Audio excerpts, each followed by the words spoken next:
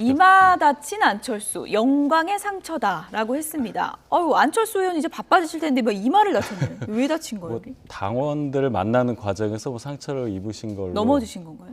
글쎄요, 넘어지셨는지 제가 거기까지는 모르겠는데 어쨌든 안철수 의원께서 전당대회 이제 저희가 날짜까지 정해졌으니까요.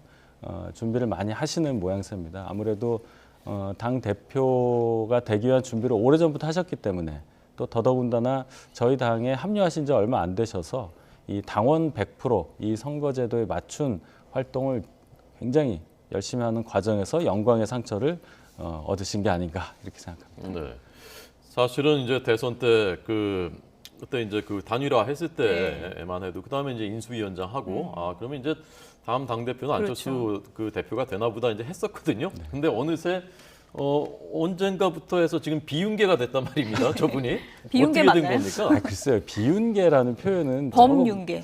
범윤계. 네, 뭐 여당이니까요. 저희 당 소속 국회의원은 다 친윤계라고 봐야 되고요. 그 사이에 이제 좀 분위기가 좀 다른 그런 게 섞일 수는 있겠죠.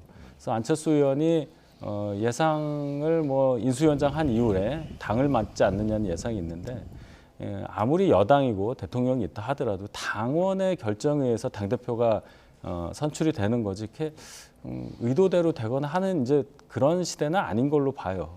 100% 당원 투표라고 해서 윤심이 작용하면 그렇게 간다라고 보시는데 제가 이렇게 보면 저희 당 책임 당원들의 그 분포라든지 연령대라든지 지역 분포 이런 걸 볼 때 그렇게 간단하지가 않습니다. 그래서 결국은 80만 되는 이 책임 당원들의 판단, 즉 당을 위해서 어떤 분이 당대표가 돼야 되느냐, 당면한 총선을 누가 잘 치를 거냐 이 부분에 집중해서 투표가 되리라고 보고 그 결과는 예단할 수 없다 이렇게 말씀드리겠습니다. 어쨌든 안철수 의원 요즘에 뭐 각오가 대단합니다. 뭐 이마 다쳤지만 내가 머리가 깨지는 한이 있더라도 총선에서 승리하겠다 이런 각오까지 밝혔는데 이승원 부회장님의 관전평을 좀 들어볼게요. 안철수 의원에 대해서 윤심이 좀 멀어져 있습니까? 아니면 아직 좀 가까이 있습니까? 뭐 이미 끝난 거 아닐까요? 끝났습니까? 제 생각은 끝났다고 생각을 하고요. 머리를 다칠 정도로 뭐 열심히 뛰는 건 좋겠습니다만 좀 국민들의 지지를 많이 받았을 때 그때 좀 더 뛰시지 하는 말씀 드리고요. 실제 저는 윤석열 대통령이 국민의힘의 경선 룰에 뭐 거의 다 관여를 했다고 보여져요. 왜냐하면 저 2중, 3중에 철조망을 친 거예요. 절대 뭐 안철수 대표 안 돼? 전 대표 안 돼? 또는 뭐 유승민 전 대표 안 돼? 라고 하는 철조망을 저는 쳐놨다고 봐요. 왜 그러냐면 100% 당원 투표잖아요. 그러면 당연히 대통령과 대통령을 지지하는 국회의원들의 표심이 엄청나게 영향을 미칠 수밖에 없고 근데 여기에 결선 투표 제도라는 걸 또 하나 방어막을 쳐놨어요. 그래서 혹시라도 뭐 가능성은 없다고 보지만 유승민 전 대표 등이 1위로 올라왔을 때 결선 투표를 통해서 그 다른 사람들과 연합해서 치겠다는 그런 전략이기 때문에 저는 윤석열 대통령이 너무 총선에 관여하려고 하는 게 아닌가 싶고요. 또 윤희석 대변인님이 말씀하시기를 총선을 누가 잘 치를 것인가를 통해서 당대표를 선정하겠다고 하셨는데 그게 아니라 윤심과 맞는 총선 예비 후보자들을 얼마나 국회로 내보낼 수 있는가 이것에 좀 집중하고 있는 거 아닌가 싶고요. 민주당도 과거에 당심을 많이 차지해서 비중을 했을 때는 국민들과 상당히 멀어졌어요. 민심과. 그리고 당심에 의해서 최고위원과 당대표가 뽑혀지기 때문에 당심에만 열을 올리는 경향이 있었거든요. 근데 지금 국민의힘이 너무 당심에만 치중한 걸 보니까 또 이것들이 민심에는 멀어질 가능성이 아주 높다 이런 말씀드립니다. 네. 어쨌건 이제 그 당원들의 여론이 어떻게 흘러가느냐가 중요할 텐데 당원들을 대상으로 한 이제 여론조사들이 앞으로 실시가 될 테고 전당대회 가까워지면서 그런데 안철수 그 전 대표가 높게 나온다. 뭐 예컨대 1등이다. 그러면 윤심이 안철수 전 대표의 손을 들어줄 가능성은 어느 정도로 생각하십니까? 그 대통령이 아무리 여당이라고 해도 이 당무에 개입하는 것은 바람직하지 않죠. 지금 개입했다고 여기서 말씀하시니까. 아직까지 어떤 특정한 인물에 대해서 대통령께서 지지를 한다거나 그런 움직임은 없지 않습니까? 그래서 뭐 안철수 의원이 득표를 많이 얻어서 여론조사상으로 예를 들어서 그래서 1등 후보로 나선다.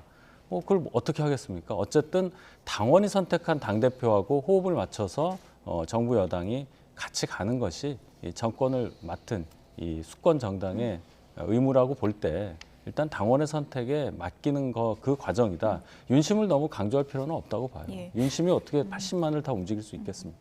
지금 그 그래픽을 좀 다시 계속 보여주시면요. 안철수 의원 입장에서는 앞서도 호준석 앵커께서 얘기를 해줬지만 흐름이 참 좋았는데 왜 내가 나경원 전 의원보다 안 나오나 뭐 이런 고민도 좀 할 것 같거든요. 어떤 좀 요인이 있다고 보세요? 일단은 저희 당에 합류하신 지가 얼마 안 됐으니까 국민의힘 당원 또는 지지층에서는 아무래도 20년 가까이 저희 당에서 활동한 나경원 전 원내대표에 비해서는 떨어질 수가 있겠죠. 근데 최근에는 이제 나경원 전 대표도 전당대회에 나와라 이렇게 이제 얘기하시는 것은 아무래도 그 제도 때문에 그런 것 같아요. 안철수 의원은 본인의 표가 있고 네. 나경원 의원도 나오고 뭐 김기현 의원도 나오고 뭐 유승민 의원까지 네. 나오고 이렇게 여러 분이 나오면 표가 분산이 되니까 그렇죠. 두 명을 결선에 올려서 하는 이 제도, 즉 2등 안에 들 자신이 있다고 보시는 것 같고, 그러면 2등 안에 1등으로 올라가든 2등으로 올라가든 예. 올라갔을 때 거기서 승부를 보겠다. 본인이 가진 표와 확장성을 가지고 거기서 승부를 보면은 본인이 가능성이 있다. 이렇게 판단하시는 걸로 보입니다. 네. 이제 한 70일 정도 대략 남았거든요. 전당대회까지. 이수훈 부회장님 보시기에는 누가 제일 좀 유력한 것 같습니다. 당대표. 그러게 김기현 전 원내대표가 지지율은 굉장히 낮은데 예. 굉장히 유력해 보여요.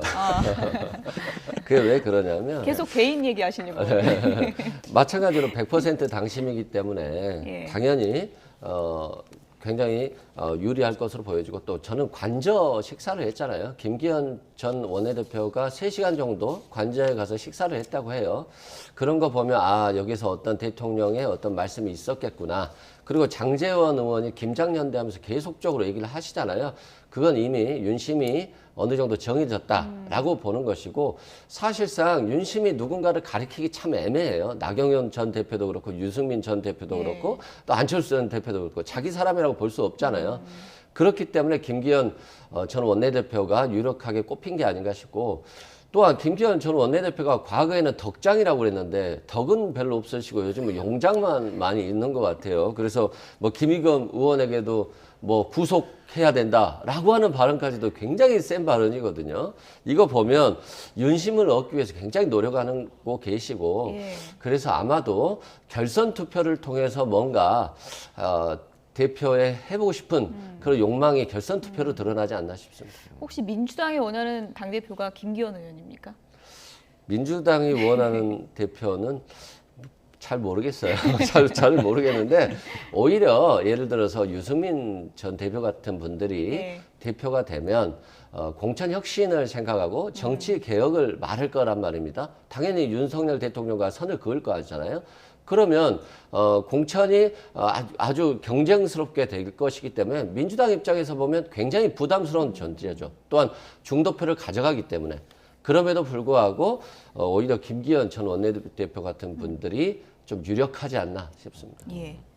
민주당의 속내를 어떻게 읽으셨습니까? 글쎄요. 유승민 전 대표가 당대표가 되면 그런 민주당이 불리하다는 얘기로 들리는데, 글쎄요. 저희 당을 위해서 하시는 말씀이라고 이해는 하는데, 상대당 당대표가 누가 되냐에 따라서 이해득실을 생각하기엔 좀 어렵죠. 여러 가지로. 지금 일단 유승민 전 대표 같은 경우에 출마 여부 자체도 불투명합니다. 제가 볼 때는 이 전당대회에서 본인이 당선된다고 생각하시기가 좀 어려운 상황이에요. 그런 상황을 본다면 출마하는 것보다는 충분히 지금 본인의 존재를 드러내고 있는 활동을 하시지 않습니까? 그래서 그렇게 보이고 민주당의 바람대로는 안 될 것 같다. 이렇게 우선 말씀드립니다. 네. 자, 그러면 이쪽에서 유력하다고 전망하신 김기현 의원, 예. 그다음에 장제원 의원 말 한번 들어보겠습니다.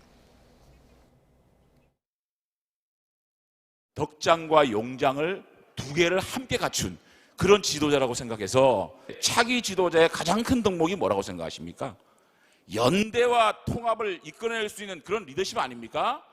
맛있는 김장도 담그고 영양가 풍부한 식단 만들어서 부산도 대한민국도 발전시키는데 저도 힘을 보태도록 하겠습니다. 총선 승리 전략, 그리고 당의 개혁 방안 이런 비전을 먼저 말씀하시는 게 우선 아니겠습니까? 그런데 그런 것에 대한 언급 없이 그냥 연대에 이렇게 너무 집중하게 되는 그런 모습들이 그렇게 썩 바람직해 보이지 않다고. 한때는 뭐 간장연대 얘기도 있었는데 이제 김장연대로 거의 굳어졌네요. 예, 이 김장연대는 거의 이제 확실해졌다고 보죠. 예. 뭐 두 분이 데이트하다가 결혼하냐 뭐 이 얘기까지 했는데 예. 결혼이 거의 성사 단계로 보이고 이제 김기현 의원은 장재현 의원 등과 연대하는 방식을 택한 거고요. 안철수 의원은 이제 독자 행보를 계속하는 거고 각 당권 주자들마다 본인 나름의 전략으로 이제 가는 겁니다. 거기에 따라서 당원의 선택을 받는 것이니까 어떤 방식이 옳다 그르다 할 수는 없는 일이라고 보고 아까도 말씀드렸지만은 당원들께서 더 판단하실 겁니다. 장재현 의원과 연대가 어떤 영향을 줄지 안철수 의원이 저렇게 독자적으로 얘기하면서 본인의 어떤 캐릭터를 드러내는 것이 또 어떤 영향을 미칠지 지금 확실하게 말씀 안 하시는 나경원 또 전 원내대표의 등장이 어떻게 또 받아들여질지 아직 시간이 많이 남았으니까요. 지켜보겠습니다. 네. 윤 대표님께서 아까 이재명 대표 그 토론할 때 굉장히 이제 공세적으로 적극적으로 발언하셨는데 지금 굉장히 지금 그 조심스럽게 말씀하시는데 원래 이렇습니다. 네. 한 가지만 여쭤보겠습니다. 이 장제원 의원이 예. 과연 윤심을 어느 정도 반영하는 것이냐? 요즘 말로 하면 이제 싱크로율이 진짜 100%냐 아니면 80 정도는 되는 거냐 아니면 한 50도 안 되는 거냐? 어떻게 보십니까? 왜냐하면 권성동 의원도 있고 또 뭐 윤심이 실리는 권영세, 원희룡 등이 출마할 것이라는 또 관측도 있단 말입니다. 그래서 여쭤보는 겁니다. 그러니까 장제원 의원의 어떤 입장 표명이나 이 행보가 대통령의 마음과 얼마나 일치하느냐 이걸 말씀하시는 건데 제가 볼 때는 그 일치 여부를 말하기가 어렵다고 봐요. 대통령의 입장에서는 당대표로 선출되는 분하고의 호흡 여부가 중요한 것이지 누구를 미리 낙점할 이유가 저는 없다고 봐요. 왜냐하면 아까 말씀드렸다시피 유승민 의원은 좀 결이 다르지만은 안철수 의원만 해도 본인의 인수위원회의 위원장이었고 같이 그 후보 단일화를 한 분 아니겠습니까? 누구도 친윤이라고 친윤이 아니라고 주장하기 좀 어폐가 있어요. 김기현 의원도 마찬가지입니다. 또 뭐 권성동 의원도 마찬가지고요. 다 가깝다면 가깝고 또 뭔가 문제가 있어서 멀어졌다고 얘기하면 멀어진 거라고 얘기할 수도 있는 분이기 때문에 굳이 이 상황에서 대통령이 누구 한 명을 낙점을 해서 이렇게 해서 당대표를 만들자. 그게 안 되면 어떻게 되겠습니까? 그런 위험 부담도 있기 때문에 장제원 의원은 본인의 판단에 따라서 김기현 의원과 연대한다고 저는 보고 그러면 이제 권성동 의원하고도 뭐 중간에 여러 뭐 일들이 있지 않았습니까? 그런 행보를 반영한 거니까 그게 대통령 뜻이라고 볼 수 없죠. 그렇게 따지면 권성동 의원과 대통령의 관계를 또 역으로 유추할 수 있는 거 아니겠어요? 그래서 대통령은 적어도 이 당권 레이스와는 어느 정도 거리를 두고 계신 거라고 판단하는 게 합리적이라고 저는 봅니다. 어쨌든 확실한 비윤계 후보는 이제 유승민 전 의원이고 지금 뭐 윤심 재롱잔치 아냐, 뭐 대통령이 루이 14세냐 이렇게까지 이제 비판을 하고 있는 그런 상황입니다. 그런데 지금 대통령 지지율이 아무래도 상승세를 타고 있기 때문에 전당대회에서 아무래도 윤심이 비중이 클 수밖에 없지 않느냐 이런 분석이 또 많은 것 같아요. 당연히 지지율이 올라가고 있기 때문에 굉장히 좋은 환경이다. 자신의 사람을 대표 만드는 데는 굉장히 좋은 환경이다. 이런 말씀 드리고 또 지지율 여부와 상관없이 결선 투표제가 있기 때문에 유승민 전 대표가 될 가능성은 저는 없다고 보여집니다. 그래도 나올 거라고 보시죠? 저는 개인적으로는 나오는 게 맞다. 왜냐하면 저는 뭐 되기는 어렵다 할지라도 1차 투표에 있어서는 상당한 지지율을 받을 것으로 보여지기 때문에 또 유승민 전 대표의 어떠한 모습들 그리고 그 지지율들이 결국에는 국민의힘을 변화시키는 또 자양분처럼 사용될 수도 있거든요. 그렇기 때문에 나오지 않고 하는 것보다는 나오시는 게 좀 낫지 않을까 이런 생각이 듭니다. 예. 사면 얘기로 넘어가 보도록 하겠습니다. 이제 오늘 국무회의에서 이제 의결이 되고 법무부 장관이 공식적으로 발표를 하게 될 텐데요. 민주당에서는 아무래도 김경수 전 지사 관련 부분이 최대 관심이겠죠? 그러니까 이게 참 사면제도가 좀 문제가 있는 게 본인이 원하지 않는다고 하잖아요. 근데 이걸 뭐 강제적으로 그냥 형 면제 시켜준다는 것 자체가 저는 대통령의 사면권이 사실상 남용되는 게 아닌가 싶어요. 분명히 자신은 반성의 의사가 없고 자신은 잘못한 것이 없다라고 하는 정치적 선언을 했기 때문에 그걸 존중해 주는 게 굉장히 좋다고 생각을 하거든요. 근데 그냥 형 면제해가지고 나가라고 한다면 결과적으로 이명박 전 대통령만 사면하는 게 부담스러우니까 그냥 끼워 맞추기 식으로 넣어주는 것 같은 느낌을 지울 수가 없거든요. 이명박 전 대통령 뭐 통합 차원에서 사면할 수 있겠습니다만 국민들이 통합이라고 생각은 안 하고 있거든요. 그러니까 벌금 82억 아직 납부가 안 됐잖아요. 근데 한명숙 전 총리에 대해서는 7억 원의 추징금이 납부가 안 됐으니까 사면 복권이 안 된다. 이런 취지로 얘기를 하고 있어요. 그럼 굉장히 모순된 것이고 공정과 상식이 야당에게만 적용되지 않는 거거든요. 그렇기 때문에 저는 이 고무줄 사면권에 대해서 비판하지 않을 수 없고 또 윤석열 대통령이 정말 발언하실 때마다 자유를 그렇게 많이 강조하셨거든요. 근데 박근혜 전 대통령에게 사실상 검찰총장과 중앙지검장 시절에 35년 구형했어요. 그 이명박 전 대통령에게도 23년 정도 구형했어요. 그래서 23년형 받으시고 이명박 전 대통령 17년 받으셨어요. 근데 이명박 전 대통령 이제 2년 수감되셨었거든요. 그러면 도대체 왜 그렇게 가혹하게 수사해서 구형을 그렇게 많이 해서 형을 많이 받게 해놓고 지금에 와서는 무슨 통합이라고 하면서 국민들이 통합 지지율이 그렇게 높지 않음에도 불구하고 이렇게 사면을 해주시는 건지 저는 이해가 안 되고 최소한 과거에는 대통령이 사면을 할 때 여야 균형은 맞춰주셨거든요.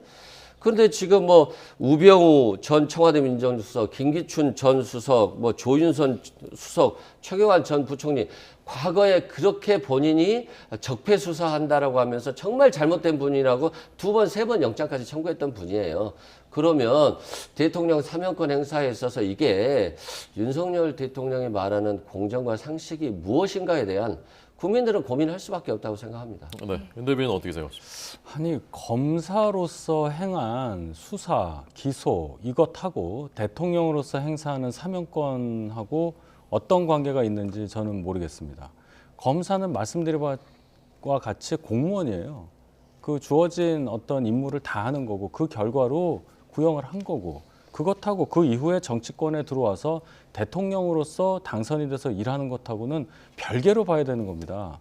검사 윤석열과 대통령 윤석열은 전혀 다르다는 거예요. 그거를 마치 똑같이 놓고서는 검사 때는 이랬는데 왜 이제 와서 용서를 해주냐 뭐 이 얘기 아니겠어요? 그러면서 공정과 상식, 뭐 자유까지 말씀하시는데 그 잘 아시면서 그렇게 주장을 하시니까 제가 참 답답하고 그 사면권이 남용되는 거 아니냐라고 말씀하셨는데 사면권은 글쎄요 이걸 남용이라고 말할 수 있는 대상인지 모르겠습니다. 예를 들어서 박근혜 전 대통령 같은 경우는 문재인 대통령이 사면을 했거든요.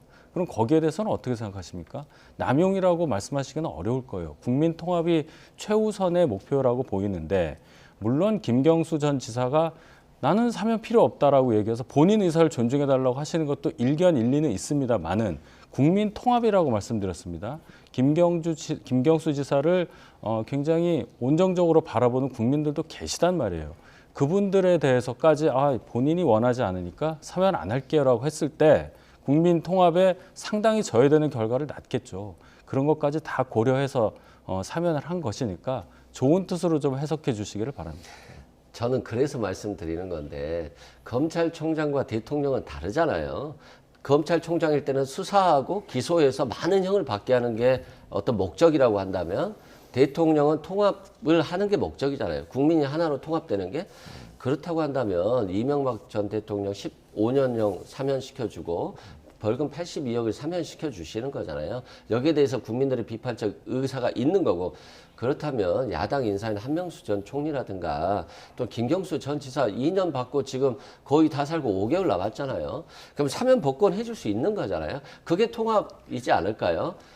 그런데 여당에만 너무 관대하시니까 이게 대통령이 됐으면 여야 할 거 없이 국민을 전체로 봐야 되는데 이게 편가르시기로 한쪽만 더 치중하게 해준다면 한쪽 편의 지지만 더 받겠다 이거 아닐까요?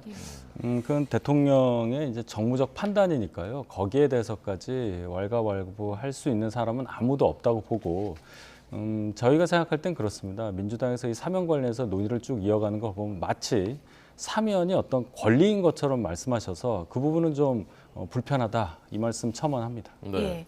김경수 전 지사뿐만이 아니라 전병헌 전 수석, 신계륜 전 의원, 가운데 전 시장 이분들은 다 야권 그 인사들 아닙니까 이번 대상이? 네, 그렇습니다. 뭐 아마 형식적인 배려를 한 것 같은데 제 기억으로 너무 오래돼서 기억이 안 나는데 신계륜 전 의원 같은 경우는 아마 형 다 살고 한 10년 지금 전 사건으로 알고 있어요. 뭐 전병헌 의원도 그렇고 그래서 좀 형을 서로 간에 좀 균형을 맞추려면 좀 한명수 전 총리라든가 좀 급도 좀 맞춰주는 게 좋지 않겠습니까? 그리고 과거에 아주 과거에 뭐 이제 정치적인 의지가 없는 분들 사면 복권 시켜주는 것들이 물론 의미가 없다고 볼 수는 없지만 그 의미가 다르죠. 예. 야당은 좀 섭섭함이 좀 크다 이런 걸 이제 강조를 해주셨는데 끝으로요 이제 사면 발표 저희가 이제 생중계로 전해드릴 텐데 이번에 경제인들은 거의 빠졌더라고요. 이번 두 번째 특별 사면의 큰 틀의 의미라고 할까요? 어떤 걸까요? 결론적으로는 국민 통합이죠. 일단 이명박 전 대통령에 대한 사면이 이제 핵심인데요. 지난 8.15 때는 할 수가 없는 상황이었다고 봐야죠. 사면이라는 것이 말씀하셨지만 남용되면 안 되는 거기 때문에 결론은 중요한 건 국민 여론입니다. 그 상황을 봐서 여러 정치인들을 뭐 균형이 좀 깨졌다고 하지만 어쨌든 여야를 아울러서 사면권을 행사한 것은 결국은 이제 새해를 맞이해서 새롭게 시작하는 새 정부의 새해 아니겠습니까? 국민 통합에 방점을 둔 사면권 행사였다 이렇게 생각합니다. 예. 지금까지 윤희석 전 국민의힘 대변인, 이승훈 민주당 정책위 부의장 두 분이었습니다. 고맙습니다. 감사합니다.